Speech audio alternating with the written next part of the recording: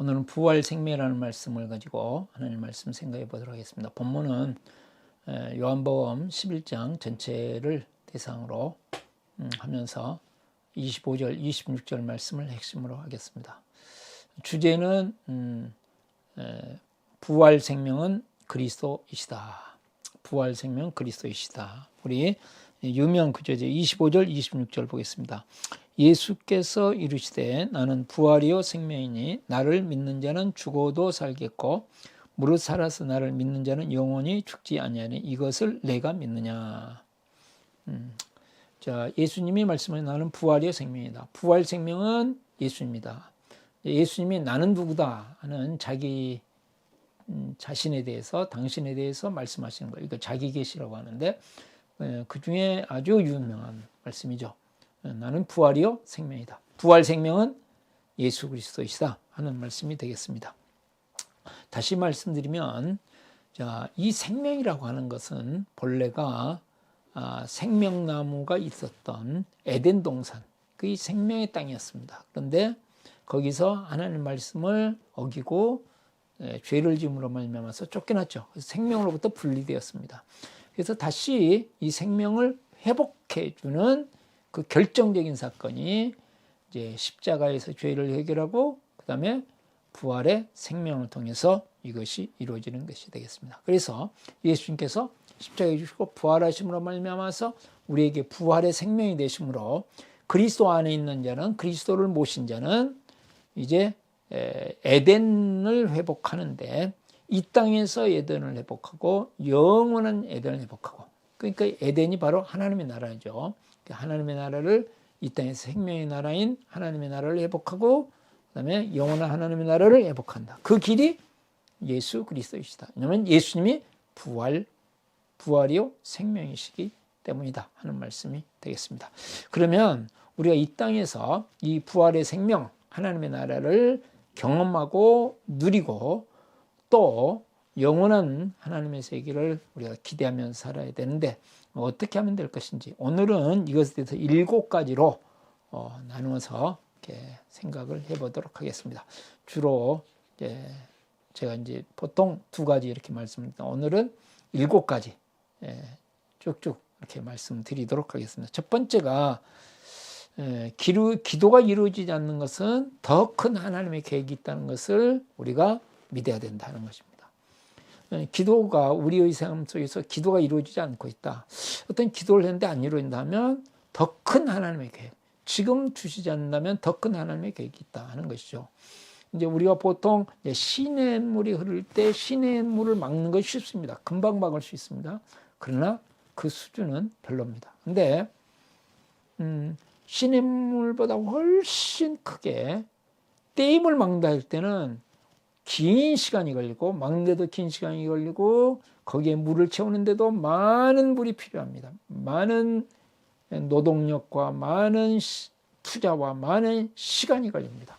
그래서 결국은 댐이 만듭니다. 자, 시냇물 막아놓고 물을 저장하는 것하고 댐을 만드는 것과는 완전히 차이가 있습니다. 우리가 구하는 것이 시냇물을 막아서 뭘 하겠다 하는 것하고 댐을 하나님은 주시려고 그러는데 그걸 구하고 있을 때 하나님은 댐을 만들기 위해서 시간을 더 가지시는 거죠.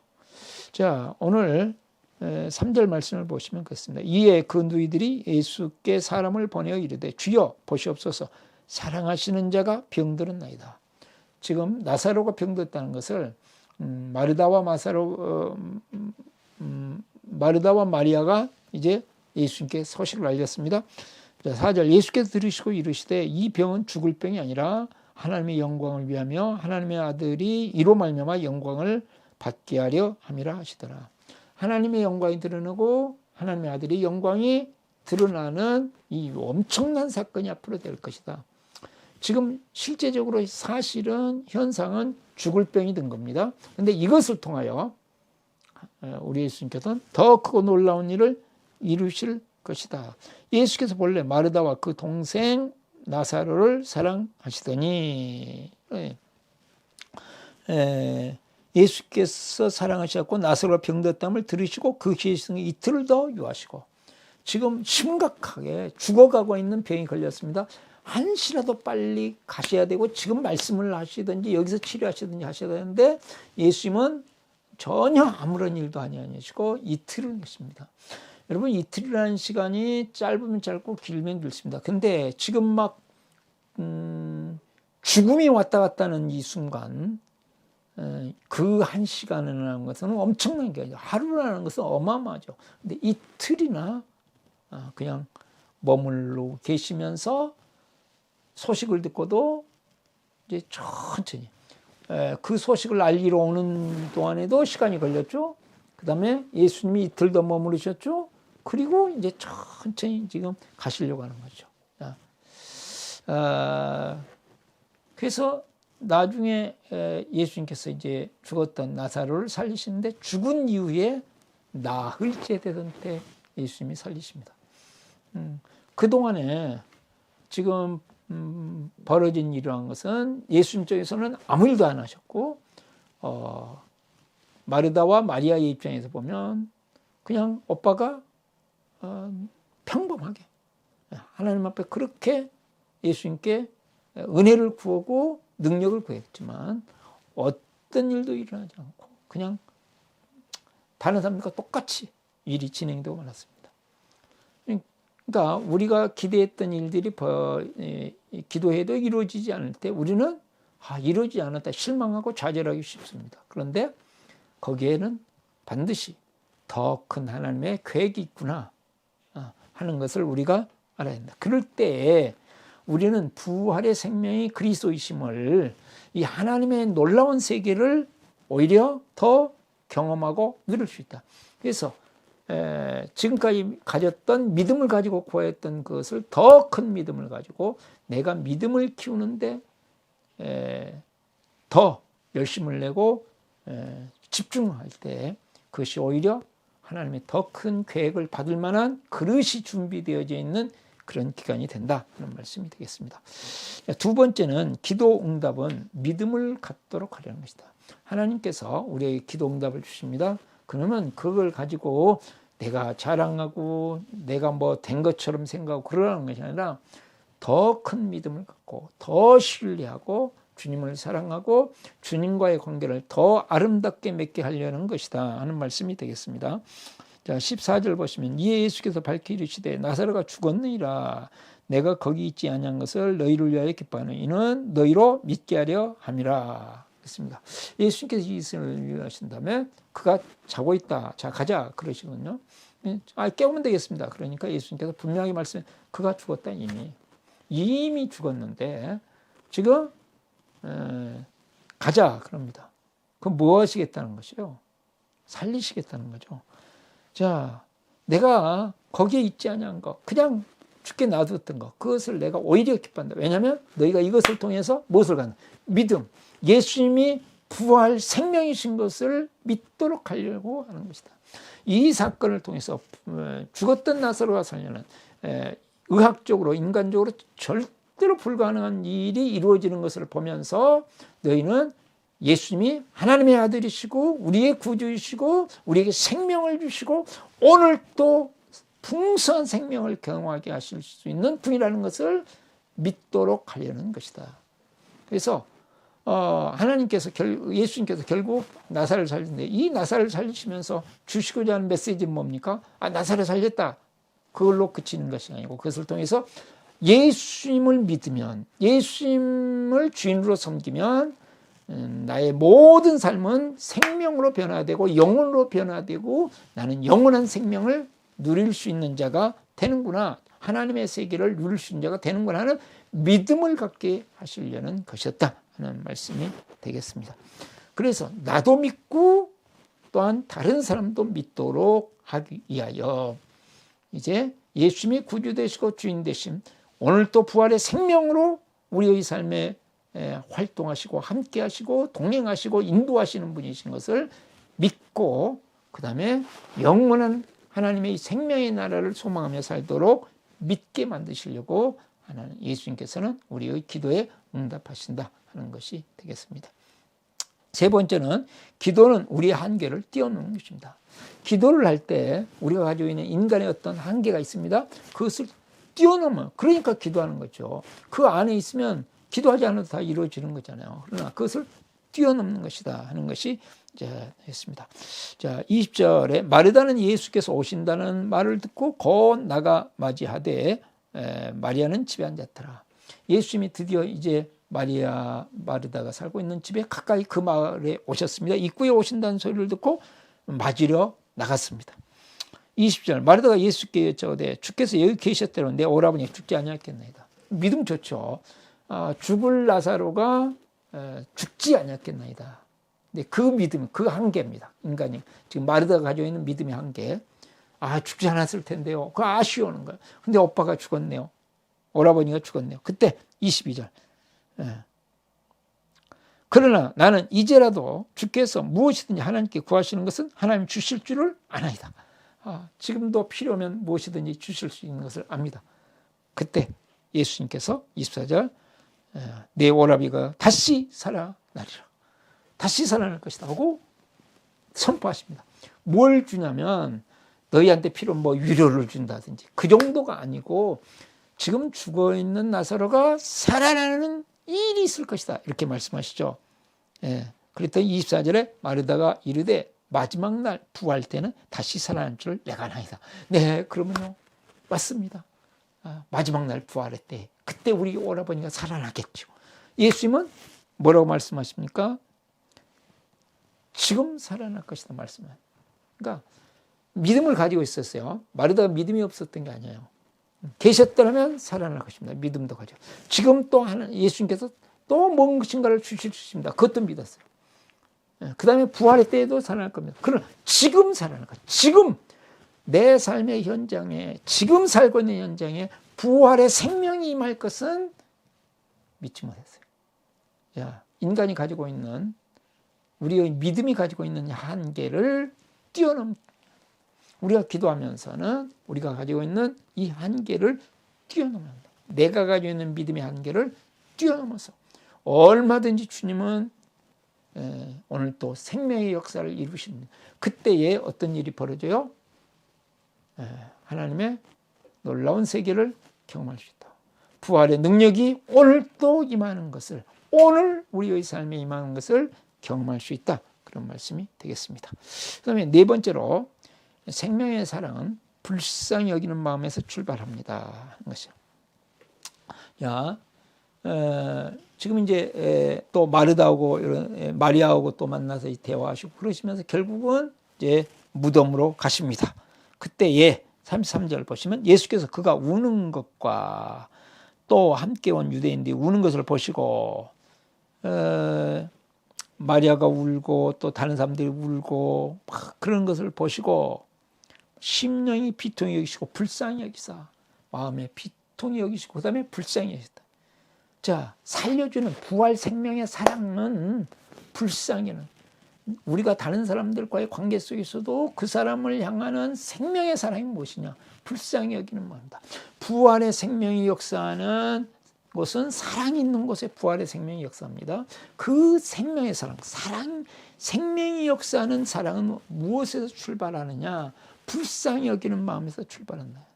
불쌍히 여길 때.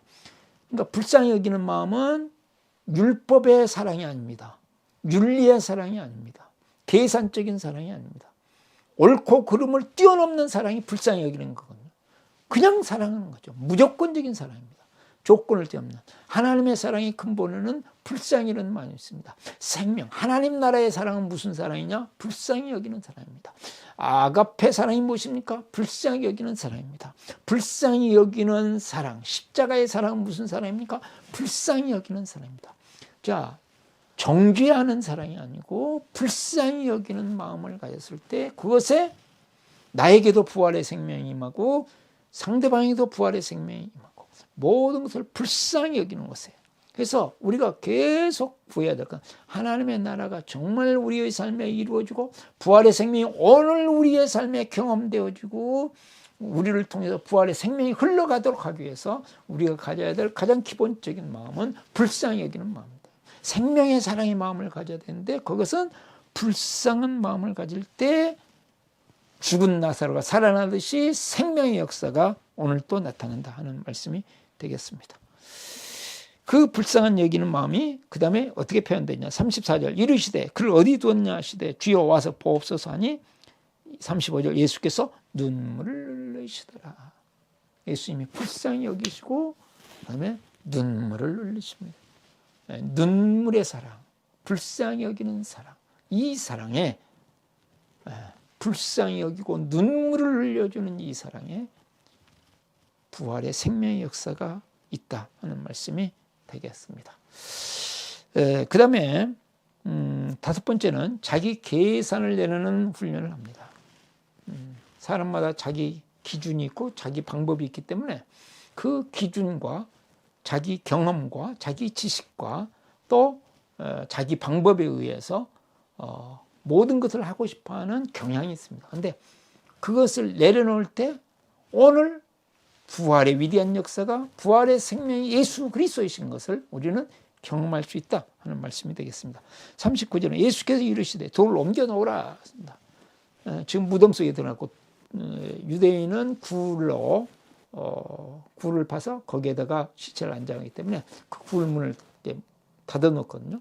그 돌로 굴의 문을 닫아놓은 것을 옮겨 놓으라. 그러니까 마르다가 이르되 주여 죽은 지 나흘이 됐으니 벌써 냄새가 납니다. 그 냄새나는 무덤을 왜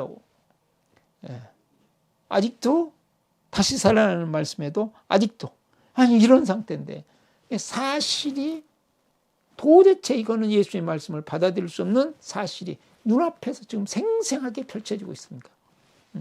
근데 41절 보시면 그렇습니다. 돌을 옮겨는 예수께서 눈을 들어 우러러보시고 이르시되 죄송합니다. 40절 예수께서 이르시되 내 말이 내가 믿으면 하나님의 영광을 보리라 하지 아니하느냐. 믿어라. 자, 다음에 부활의 때 살아날 것도 믿고 있지만 여기서 믿으라는 것은 현재 너의 경험, 너의 지식으로는 일반적인 의학의 지식으로는 나흘이 돼서 시체가 썩고 있는데 그 시체가 살아난다? 2000년 전은 말할 것도 없고 오늘날 의학에서도 불가능한 일입니다. 이게 불가능한 일. 이 불가능한 상황에서 예수님은 믿으라는 거예요. 기대해라. 대해지는 것을 버리라. 너의 계산을 내려놔라. 우리는 나름대로 내 기준, 내 지식, 내 경험에 의한 내 나름대로의 계산이 다 있습니다. 그것을 쉽게 내려놔주지 않습니다. 끊임없이 내려.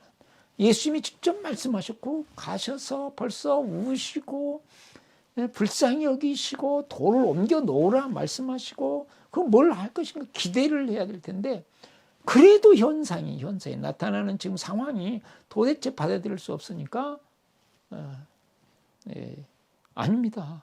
그때 예수님은 40절에 믿으면 하나님의 영광을 보리라. 하나님이 천지를 다스리시며 그 생명을 창조하신 하나님께서 오늘 창조의 역사를 생명의 역사를 이루는 것을 볼 것이다 말씀하시는 것이죠. 자, 여섯 번째는 감사하며 기도합니다. 자, 예수님께서 이런 상황 속에서 어떻게 하셨는가 하는 것을 보면 감사하면서 기도하셨다. 41절 돌을 옮겨놓은 예수께서 눈을 우러러보시고 이르시되 아버지여 내 말을 들으신 것을 감사하나이다. 감사하면서 기도하죠. 자, 42절 항상 내 말을 들으신 줄을 내가 알았나이다. 그러나 이 말씀을 하옵는 것은 둘러서 무리를 위함이니 곧 아버지께서 나를 보내신 것을 그들로 믿게 하려 함이니이다. 자, 이것을 통해서 이들이 믿음을 갖도록 하려고 감사하면서 지금 현재의 상황은 눈물이고 비통함이고 아쉬움이고 그렇습니다. 그런데 이 절망의 상황, 캄캄한 상황 때문에 빛이 찬란히 빛날 것이고 예수님이 생명의 구주이심이 확실히 드러날 것이고 부활의 생명이 예수님으로 말미암아 주어진 것을 드러낼 것이고 그 일을 이루시는 하나님이 영광을 받으실 것이고 하나님의 하나님 되심이 드러날 지금 현재의 상황이 캄캄하기 때문에 빛이 더 찬란하게 빛날 것이다.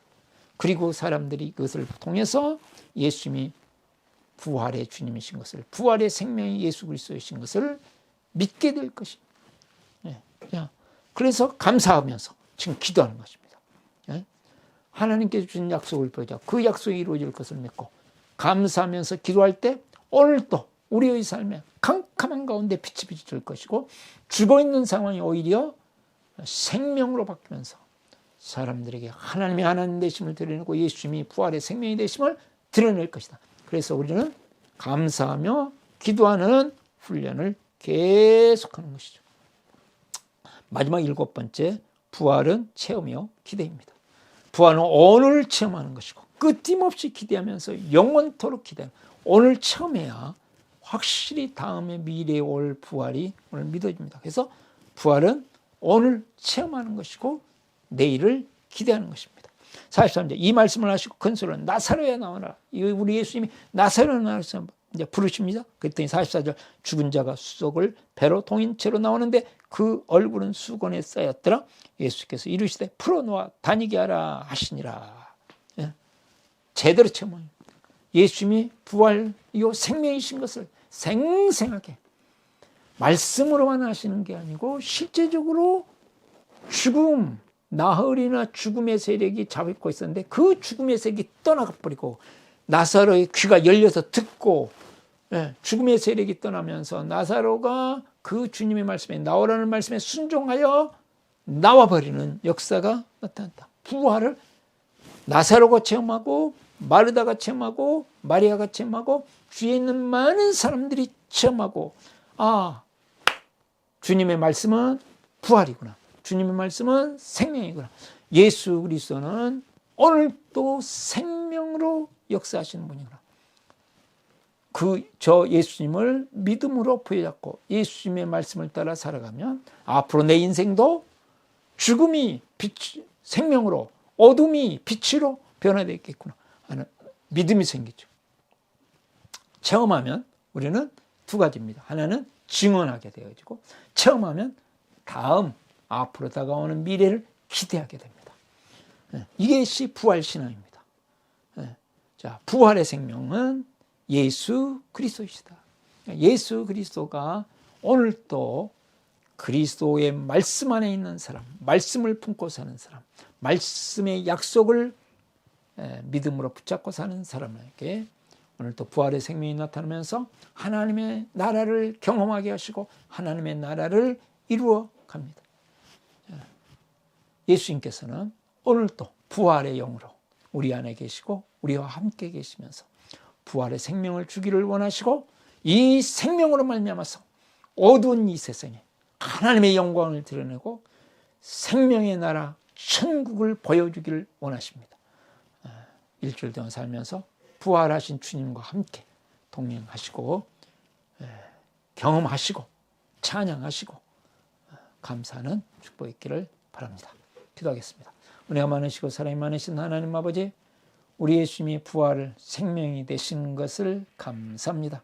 부활 생명이신 예수님 바라보면서 내 뜻대로 이루어지지 않아도 더 큰 하나님의 계획이 이루어질 것을 믿으면서 주님, 이제 이 부활의 주님을 체험하여 내가 믿고 다른 사람들도 믿게 되어지는 역사가 있을 것을 믿고 내 한계를 주님 뛰어넘어서 주님을 의지하고 신뢰하고 주님의 말씀에 순종하며 살아가, 또 감사하며 기도하며 살아갈 때 하나님 아버지, 오늘 또 우리가 체험하는 것을, 우리의 생각을, 우리의 지식을, 우리의 경험을, 우리의 기준을 뛰어넘어서 부활의 생명으로 임하시는 것을 보게 하여 주시옵시고 경험하고 누리게 하여 주시옵시고, 또 우리를 통해서 많은 사람들이 부활의 생명을 누리는 역사가 있게 하여 주시옵소서. 우리 구주 예수 그리스도의 이름으로 기도드립니다. 아멘.